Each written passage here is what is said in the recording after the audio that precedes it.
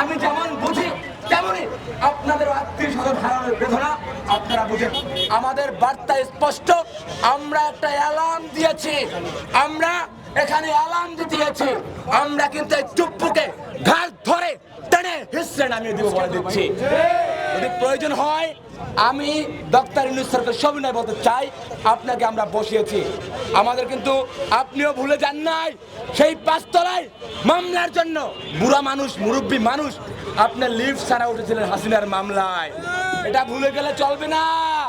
আমাদের জন্য আজকে আপনি এই অবস্থায় পৌঁছেছেন। এখন যদি এই খুনিদের সাথে আঘাত করেন, হামিদকে কে পাঠিয়েছে?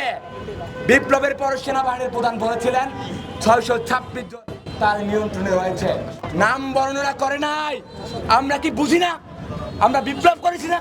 এখানে গুলি করবেন করেন, এখানে তো সেনাবাহিনী রয়েছে, গুলি রয়েছে, করবেন করেন, নো প্রবলেম, কোনো প্রবলেম নাই। আমার বন্ধু শহীদ হয়েছে, আমাদের উত্তরসূরি আমরা দরকার হলে আবার জীবন দিব, কিন্তু এই হাসিনা সরকারের যে আওয়ামী লীগের দুঃশাসন, এই আওয়ামী লীগকে নিষিদ্ধ না করা পর্যন্ত, এই চুপ্পুকে বিদায় না করা পর্যন্ত আমরা রাজপথ ছাড়ব না।